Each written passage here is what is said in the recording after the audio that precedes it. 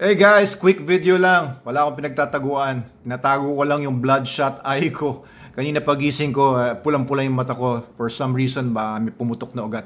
Anyway, ito pong bago kong vlog. No? Kahapon, nag-vlog ako ng 30 minutes. At ang pinag-uusapan doon ay tungkol sa mga stray dogs and rabies and yung mga iba't ibang problema na nag-spread because of the problem of stray dogs.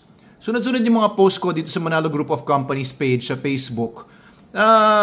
Nagdi-discuss ako and I think all I just really want is to provoke the thought of people, no? To start people thinking, lalo na yung mga nasa gobyerno natin, na yung stray dogs, malaking problema po talaga yan.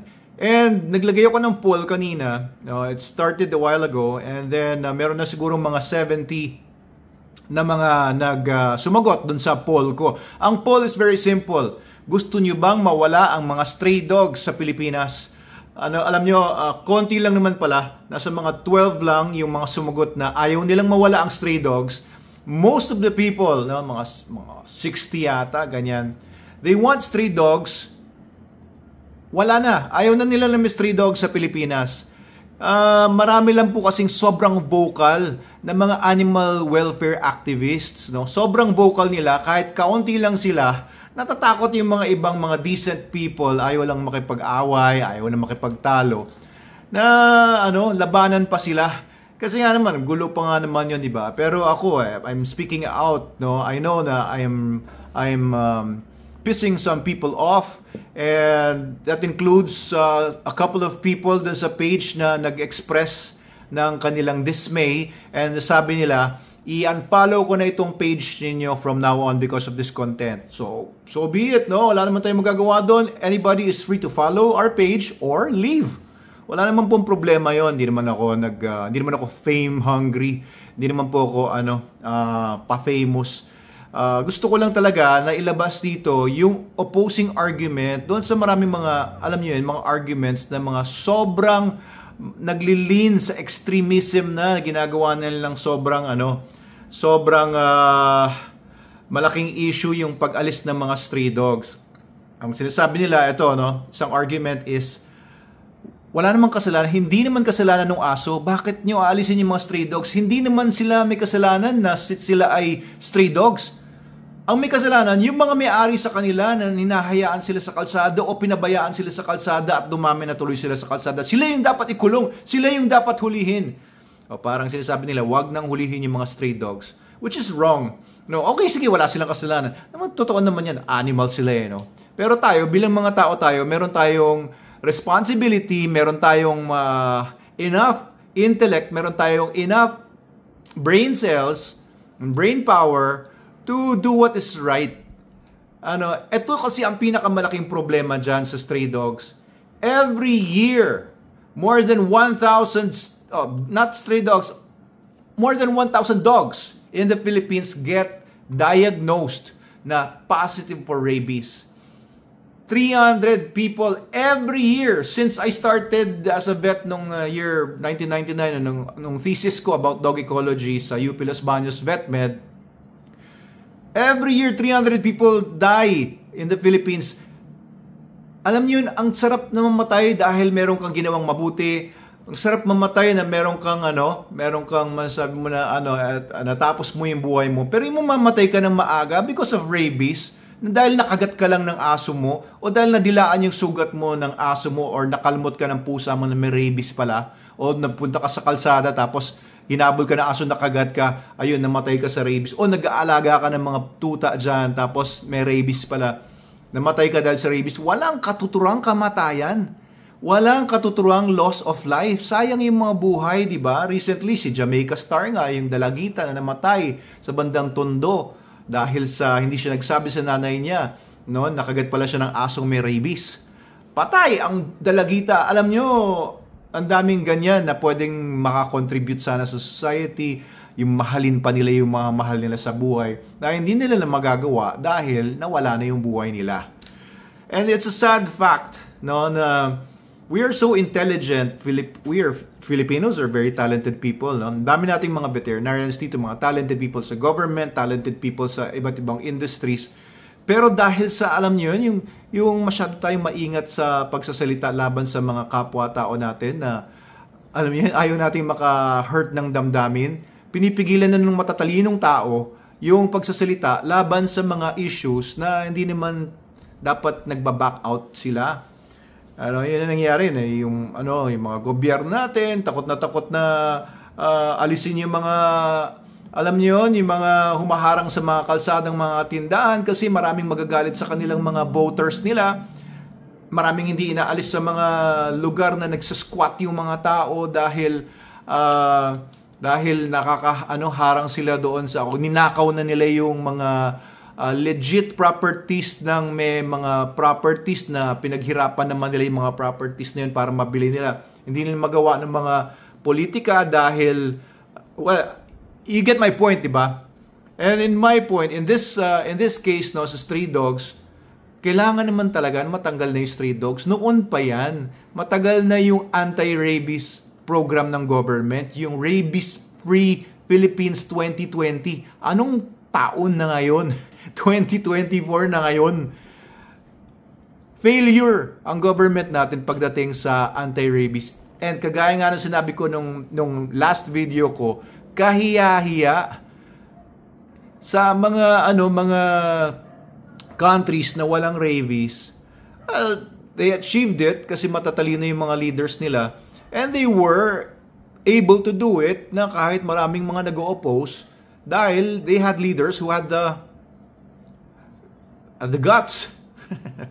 I was about to say something hindi maganda, no? Pero kasi it really riles me up to think na maraming mga rabid na mga tao na galit na galit sila doon sa mga gusto lang naman ay yung mga stray dogs ay wala sa kalsada. Hindi ba kayo naaawa sa mga stray dogs? Ito pa, may nagtanong pa sa akin, hindi rin ba sa iyo pabor yung TNVR, yung trap, neuter, release, yung ilalabas mo lang din yung aso, i-neuter mo lang sila para nakakalat lang din sila sa kalsada. Ba't mo i-release? Ewan, di ba bawal nga yung stray dogs? Nasa batas na yun, Hindi naman kailangan na paulit-ulit na gawin yung batas. Pangalawa, pag release mo yung mga aso, hindi ba susceptible din sila sa iba-ibang mga sakit sa kalsada? Susceptible din sila sa mga aksidente, masagasaan sila dyan, makipag-away sa ibang aso, makakuha ng iba-ibang sakit dyan, makakain ng basura dyan na may mga poisonous na mga toxic na mga hindi tama din hindi tama din yung pananaw ng maraming tao. I'm sorry, no? Many people think that's a good idea, yung TNVR, na kakapunin, babakunahan, tapos i-release mo rin yung mga aso sa kalsada. Kung matino ka naman talaga tao, na gusto mo talaga makatulong sa aso, ba't mo i-release ulit sa kalsada? Hindi naman safe. Ikaw ba, i-release mo yung anak mo sa kalsada na pwede siyang masaktan, makakain ng basura, yung ganong. Kasi mga aso, sabi nila, di ba, mga 2 years old ang capacity ng intellect ng mga aso. 2 years old na anak mo ba, hayaan mo bang nasa kalsada talaga kung talagang mahal mo yan? Hindi. Di ba? Anyway, I'm just reacting doon sa mga masyado namang OA yung mga animal welfare activists na yan na nagiging backward tuloy ang Pilipinas, no, pagdating sa rabies, pagdating sa animal control. Kulang-kulang na lang maging parang India na tayo eh. Yung India kasi, guys, ang paniniwala kasi ng mga Hindu na pagka namatay ka, meron tinatawag na reincarnation, ipapanganak ka bilang ibang tao or hayop kung hindi maganda yung naging performance mo during your life. So, iniisip nila yung mga hayop, mga kamag-anak din nila yan na reincarnate lang. Kaya understandable na hindi sila pumapatay ng mga animals doon. They don't do animal control. Pati mga daga, inaalagaan nila doon. Pati mga. Kaya ang daming marumi sa bansang India, no? Ganun kasi yung kanilang religion. So I don't really care kung anong pananaw nila, at respect naman natin yung kanilang pananaw, yung mga Hindu. Pero eto, no, sa Pilipinas, yun naman tayo Hindu. And yung sabi nila kasi ang problema, ito yung sabi sa akin ni Direct Ace, no. And ito naman sinasabi din naman ng iba. Direct Ace is our Director for Strategy, Events and Media. Sobrang animal advocate noon, animal welfare advocate ni Direct Ace. Mapagmahal talaga sa hayop 'yon. higher yung kanyang compassion sa mga animals. Much higher than me siguro. Sabi niya, ang problema lang kasi, okay yan, Doc. Sabi niya, alisin yung mga strays, tapos i-surrender sa mga government facilities, mga pounds. Ang problema dyan sa mga pounds na yan, minamaltrato naman nila yung mga aso, hinahayaan nilang mamatay na lang, hindi nila pinapansin yung mga aso, hindi nila pinapakain, hindi nila pinapainom, hanggang mamatay na, may carcass na doon sa mga kulungan nila, ilang days na. Ganong ka-baboy naman ang pag-handle naman ng mga dogs sa mga pounds, which is another story, which is something that I would also abhor. I would not in any way advocate, I would be really against yung mga ganong klaseng practices naman kung ganon yung mga pounds. But there are pounds that are run by good people, kagaya ng isang pound dito sa Parañaque. No, they're very good in handling yung mga nahuhuli ng mga stray dogs doon sa Parañaque. Kudos sa mga vets dyan, saka yung mga leaders sa Parañaque. Ang ganda ng pound nila, talagang inayos nila. Tapos may mga tao talaga nag-aalaga, compassionate, very important, yung mga nasa pounds ay compassionate sa mga nahuhuling mga aso. So this pound doon sa Parañaque nga is probably the same din sa ibang mga pounds sa ibang mga cities. So hindi lahat ng pounds ay masama yung pagtrato sa kanila.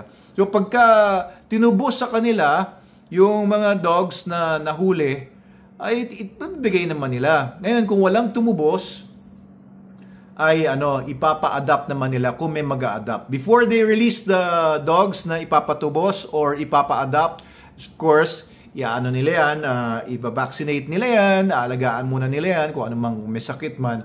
And they would, I don't know if they make it compulsory na in-neuter muna yung aso na ipapa-adapt or itutubos.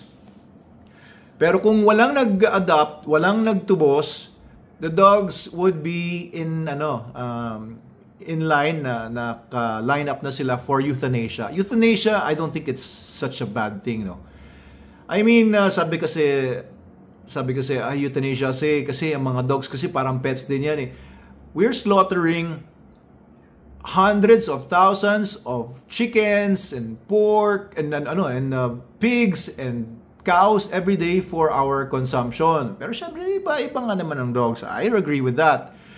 Pero, yung pagpapatulog mo doon sa mga dogs na wala na talaga makapag-alaga, I think it's much better kasi yung papakawalan mo lang sila ulit sa kalsada at makadisgrasya dyan ng mga bystanders or mga naglalakad, pedestrians, masagasaan sila ng mga motorsiklo, ng mga kotse, mag-away ng mga aso dyan, dumami pa sila at nagkakalat ng basura, nagkakalat ng pupu at iba-ibang mga sakit, pati yung mga aso natin sa bahay na didisgrasya dahil sa mga kinakalat ng mga sakit ng mga nagkalat ng mga aso sa kalsada natin.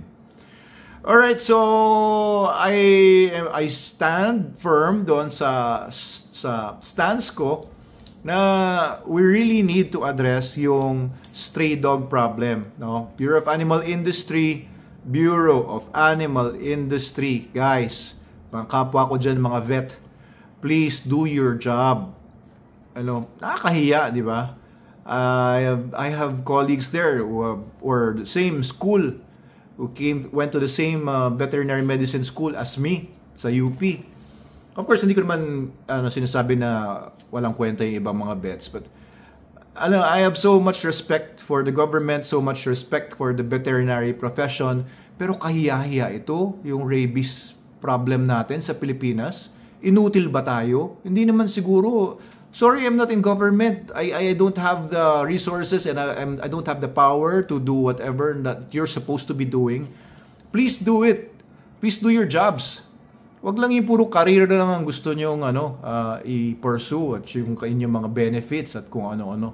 Do your jobs and alam nyo, kahit anong sipag ninyo, ang tanong dyan, anong resulta? Work is equal to the output that you give. Hindi yung work ka lang ng work, wala naman nangyayari dun sa ginagawa ninyo. Anti-rabies drive kung saan-saan, anti-rabies drive dito, anti-rabies drive doon. Ang mga pinapabakuna naman, yung mga aso lang ng mga may-ari na pwede naman nilang ipabakuna sa mga vet nila.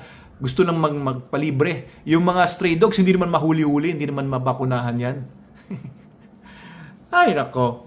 Oh, para lang tayo mga timang. Ito lang, nasa dog ecology thesis ko yan noon. Pag ginagamit yan ng Bureau of Animal Industry. No stray dogs equals rabies will disappear from the Philippines. Pag inalis mo yung mga stray dogs, mawala lahat ng mga stray dogs sa mga kalsada natin, sa kalye at sa mga areas kung saan nandun mga tao, mawawala po ang rabies sa Pilipinas, no? If we just become consistent doon. And hindi naman mahirap kasi ang Pilipinas po ay archipelago. Ibig sabihin, walang tatawid dito ng mga animals from another country unless marunong silang lumangoy ng Pacific Ocean or ng South China Sea or West Philippine Sea. Hindi sila makakatawid dito unless then syempre meron naman very strict naman yung Coast Guard natin pagdating sa animals na pumapasok dito. May quarantine naman yan, meron namang checks about rabies vaccinations, kung may vaccination man yung pumapasok dito sa bansa natin. So hopefully by doing so na mawala yung rabies natin kapag mawala na yung mga stray dogs and stray cats. Wala naman kasing ibang vector yung rabies dito sa Pilipinas kundi yung dalawa na yan, yung dogs and cats na nagkakalat ng rabies. Once na makontrol natin yan, makakontrol ang rabies sa Pilipinas and we would be, walking with our chins up sa pag humaharap tayo sa ibang bansa, no? And ang topic ay rabies. May rabies ba kayo sa Pilipinas? No, we don't have rabies. Don't be ridiculous. Diba? So, alisin natin yung rabies. Kaya nyo naman yan, mga nasa government. Cheerleader nyo ako.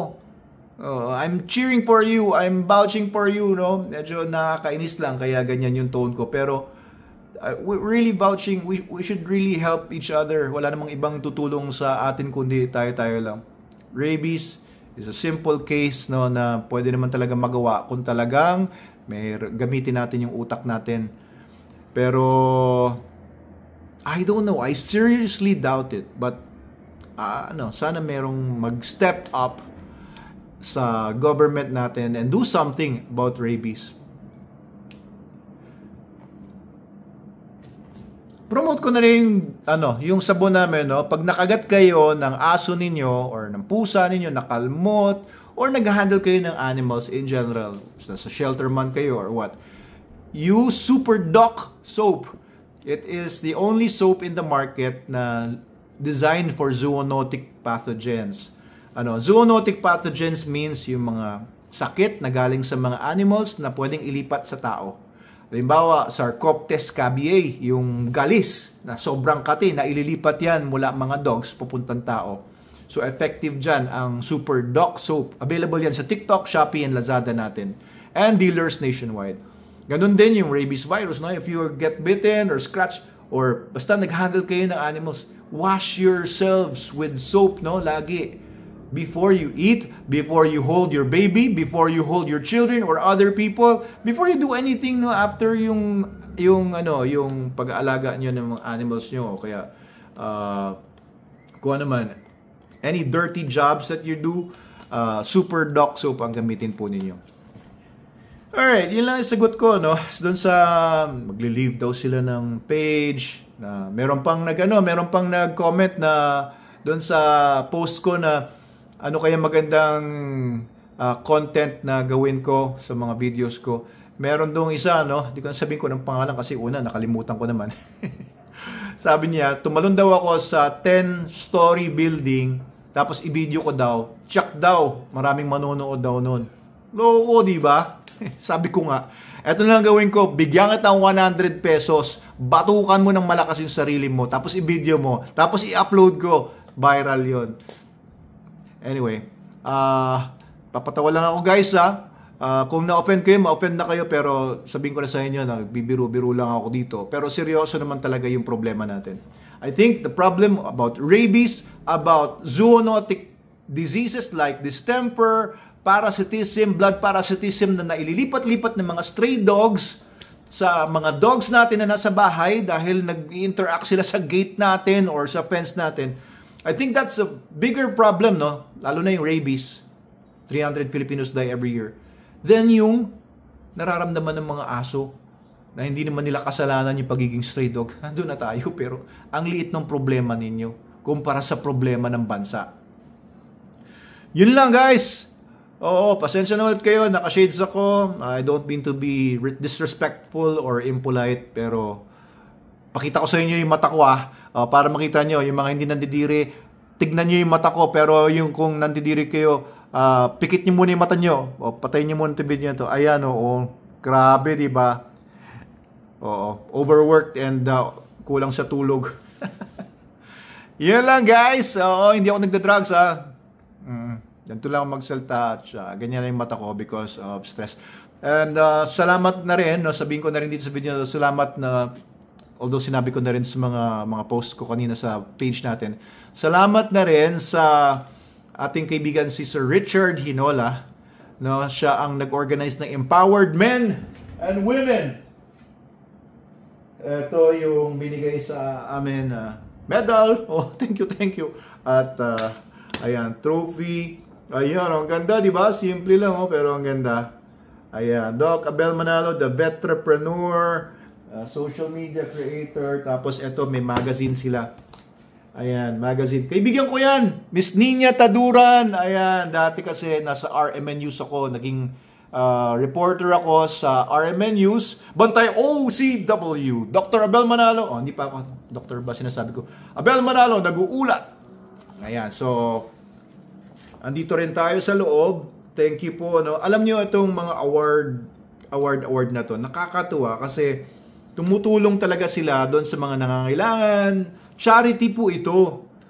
Kaya ang ganda ng ginagawa nila. No? Kagabi meron doon cancer patient na beneficiary nila. Meron din sila mga outreach. Nagbibigay sila ng mga ayuda kung saan-saan. Ang galing ng may mga kasama kami, mga beauty queen, ayan, mga pogi, magagandang, mga lalaki, mga babae, mga celebrities from government, from different, kung ano. Ito nga pala yung ayan yung page ko. Ayan naman yung page na Manalo, K9, ayan, Doc Abel Manalo. So thank you, no? Ako hindi naman ako masyadong mahilig sa mga awards na yan. Kahit yung diploma ko nga sa UP, hindi ko alam kung saan ko nailagay. Pero thank you na rin na-appreciate nyo po yung mga ginagawa ko, yung mga ginagawa namin sa Manalo Group of Companies. Ang talaga kinatutuwa ko naman talaga dito sa ginagawa namin is yung tulong na nagagawa namin. No? We're providing the best products, locally made, pero better than imported products like yung mga soaps natin, Super Dog Soap, the best soap yan guys. Ito yung shampoos natin, the best shampoos ito. Yung Super Dog Nutrition natin, dog food, the best po yan. Kaya we're really happy na nakapag-produce tayo ng mga ganyang mga products, and we have dog training, no? Nakakatulong tayo sa mga dog owners na may mga problema sa mga dogs nila. We have 5 professional full-time trainers, nag-home service kami, tsaka onboard kami ng mga dogs. And we also have yung K9 services, nakakatulong talaga para sa security ng mga institutions, no? We've supplied dogs to Afghanistan, the government of Iraq for their military and police, to the Philippine Marines, the Philippine Coast Guard, 252 dogs yan sa Coast Guard, no?